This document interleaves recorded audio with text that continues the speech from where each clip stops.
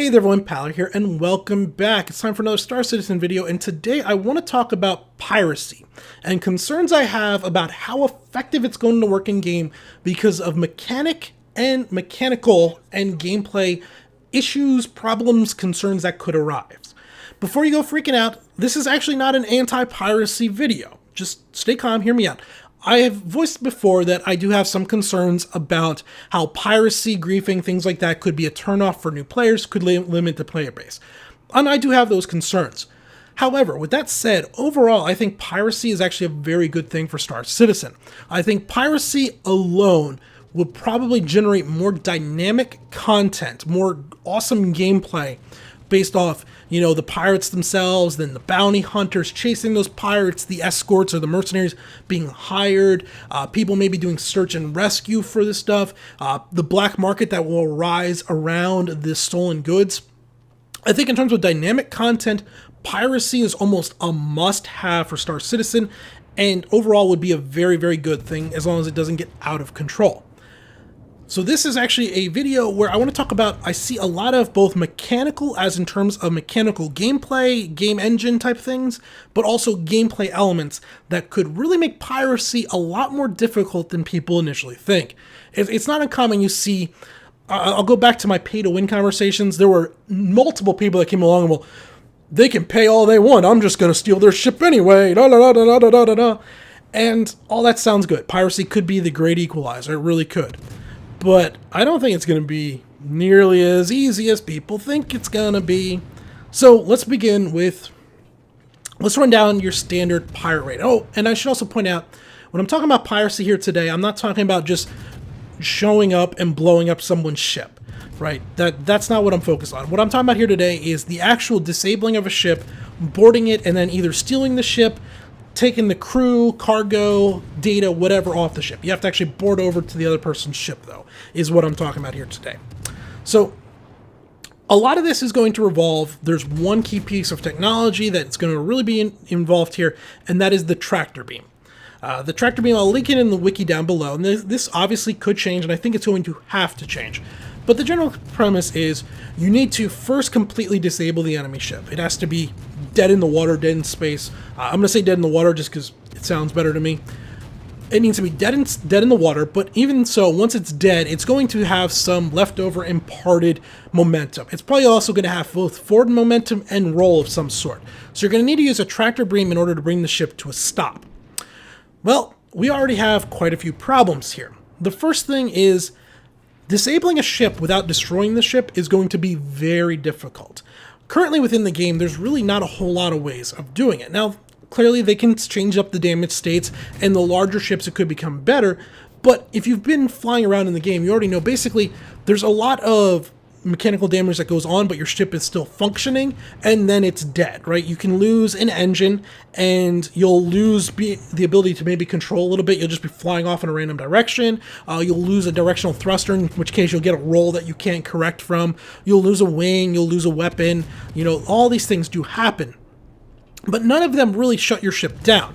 It's not until the ship breaks apart, as it's blown apart, that it really goes offline.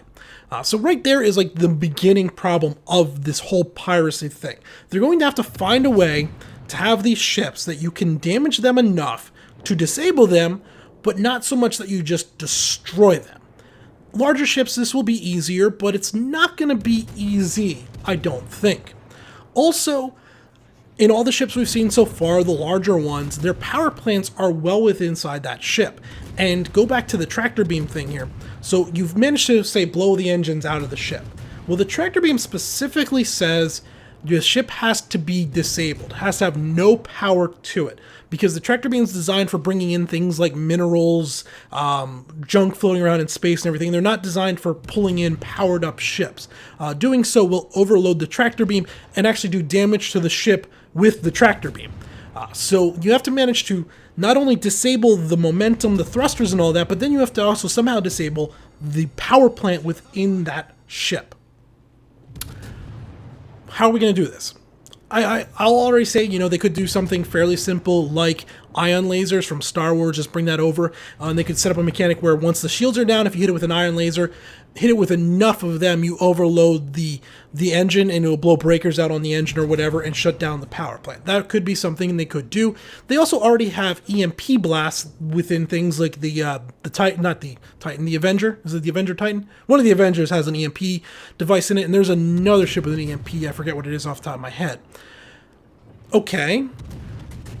But let's keep in mind here, both of those things don't permanently disable the ship. It overloads the power, but that would be something that you'd be able to repair. In fact, that's going to be part of the mini game or the mechanics for like a repair engineer on the ship to repair. So just keep that in mind as we go forward. Now that you've disabled the ship, you need to bring the ship to a stop with the tractor beam. Once the ship has been brought to a stop, well, now you have to somehow get your troops inside that ship, or at least a troop inside that ship. This is going to be done either via EVA, they leave their ship, fly across, open up the other ship, get in, or via docking collar. The first one is going to probably be how most of this goes. I'll explain why here in a moment for the other one. But it already shows a problem if the doors work the way they've worked so far. How do you say we're attacking a caterpillar? How do you get the doors on the caterpillar to open if the caterpillar has no power? Those doors don't open. Those doors are all hydraulically operated through power. So you either have the ship disabled under tractor beam power, which won't allow the doors to open, or the ship has power, which will allow you to maybe hack the doors and open the doors somehow, but then the tractor beam's going to blow up. Those two don't really work the same. All right, but we'll say hypothetically there's some way they do it. They make it that the tractor beam is grounded. They put a ground wire on the tractor beam so you can have power to the ship, which will open the doors. But now the ship has power, so as long as any of the engines are still there, they're going to be able to start imparting momentum, drive of some sort to the ship. Unless you've managed to destroy literally every single engine, both forward and vectoring thrust nozzles and all that stuff, there's going to be something they could do in order to put momentum, which is going to make getting in that ship really, really difficult from EVA. Docking collar. Okay, ship's disabled. We're going to now use we're going to use a cutlass to dock to the caterpillar, and we're going to jump in through the docking collar. In this situation, it would probably mostly work, except for the fact that the most recent, newest update for the cutlass, they've actually removed the docking collar because they're having problems with them. And we're going to speculate here a little bit why they're having problems with them. So, as we know, every ship has its own little physics field. It's why the floor is the floor inside your ship, even if you're facing opposite of another ship. Okay? And in the situation I just used, cutlass to caterpillar, it actually works because the docking collar on the caterpillar is on the ceiling, the docking collar for the cutlass is on the floor, so when you step through the collar in the cutlass, you will fall into the caterpillar and down will be down. What happens if it's a Starfarer though? Starfarer, the docking collar is under the nose on the floor, on the belly of the ship, and it's on the belly of the cutlass. So you jump through the floor hole of the cutlass and you end up where the gravity is pushing you the wrong way back into your cutlass. That's not going to work. It's not going to work unless they do some way that you disable the gravity inside the ship also, either within your, well, it wouldn't even work if you disable it within your own. It would have to work if you disable it within the ship you're attacking. That's kind of weird. Then you have ships like, say, the Constellation, where the docking collar is kind of those side panels with those big hatches on them and everything. So you would need a long tube that you would extend across because you can't mate up ship to ship. There would have to be at least like a 6-8 foot tube there in order to avoid the pylons on the side of the Constellation. So you'd have like the belly of the Cutlass facing 8 feet away from the Constellation, and then when the thing opens, well, are you seeing some of the problems here? And that's just to get to where you could enter the ship. Once you do have that, well, then you have a ship full of crew that's going to try and defend themselves. And there's only going to be 1-2 people getting through one of those collars at a time. They're not going to be rushing, so you're going to have a killing field when you're first jumping into the ship. As long as the person's even reasonably good and they set up a little crossfire section, you're not getting in that way. You need to literally breach 2, 3, 4 different places if you're going to make this work, which is going to be, as we've already pointed out, really, really difficult. And the smaller the ship, the more difficult it's going to be. we've also kind of glossed over some other things. So I briefly went into the point where, while all this is going on, so from the point where you first attack the ship until maybe you're able to start putting troops inside that ship in order to take it over, how long are we talking about here? It's not 3 minutes, it's not 20 minutes either, but 5 to 8 minutes seems reasonable for how long it's going to take you to overwhelm their shields and then disable their engines, then disable their power plant, bring them to a stop, made up either with docking collar or UVA. 8 minutes seems reasonable. Well, if they send out an SOS, obviously depending on where they are, if you haven't jumped them in deep space, you're not that far quantum travel. Somebody's going to be arriving within 5 to 10, maybe 15 minutes. If you're trying to take that cargo off that ship, that's going to take some time, right? You don't just magically move cargo from Caterpillar A to Caterpillar B instantly.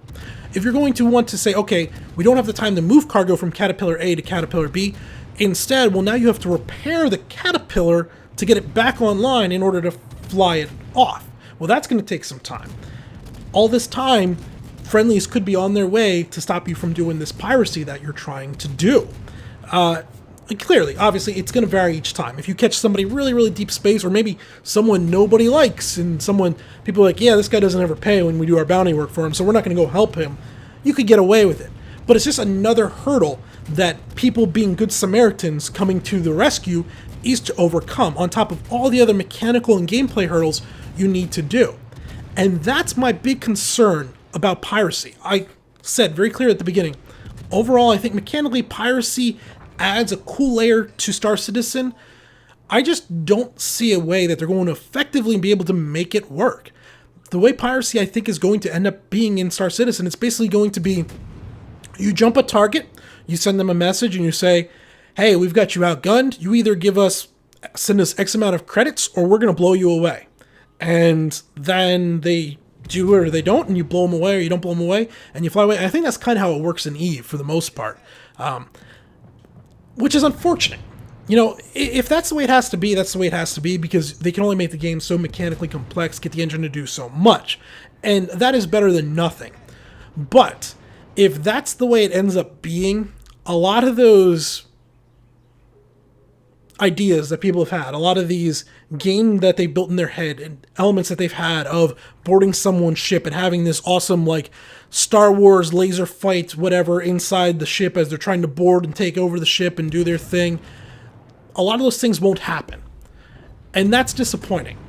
It's probably an unfortunate reality of the game. You know, the tech, while they're definitely pushing some awesome new tech, they're doing some things. And I know there's going to be comments, well, you could depressurize the ship and knock the crew out. Well, they're going to have spacesuits. What are you going to do? Depressurize them and wait them out 9 hours until they run out of oxygen? Well, that's going to be plenty of time for people to come. So there's obviously little ways around this and stuff. But the point is, I think that in order to pull off a successful large-scale spaceship heist, it's going to be a diamond in the rough type thing. It's going to be an Ocean's 11, where it's going to take a really, really well-planned, executed heist to work out. And that could be really cool to see, you know, to watch maybe a YouTube video of someone, a crew of, say, 15 people, where they have 2 ace pilots who are really good shots and disable the engines.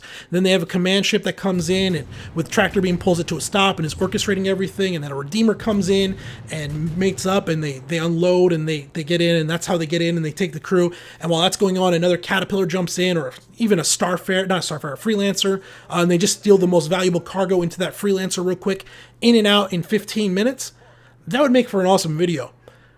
Very few people in Star Citizen, there's going to be a very small percentage of people that will have the organized crew and everything to actually pull that off.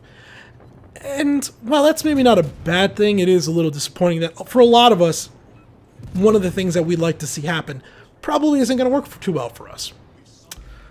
You know, it's possible, you know, maybe they'll turn around and in 3.0 we'll see some really different physics engine. I haven't even talked about how, you know, if they bump, you know, you're trying to EVA over to the ship and you bounce into it and you end up spinning off from the wrong way. And there's a lot of other little things like that that could go wrong throughout this. It's something to consider. Hopefully they can work it out, but I'm worried about it, especially since they pulled the docking collar off not the Constellation, the Cutlass. You know, that was going to be a pirate, I'm doing air quotes here, piratey ship. with docking collar, now without docking collar, at least for the time being. It's concerning. It's definitely concerning. Alright guys, this is a little bit of a different video, or shorter video. I'm heading out of town, so there won't be any videos for the next week, but I'll be back next weekend with some more content for you guys. Till next time though, this has been Power. Thanks for watching.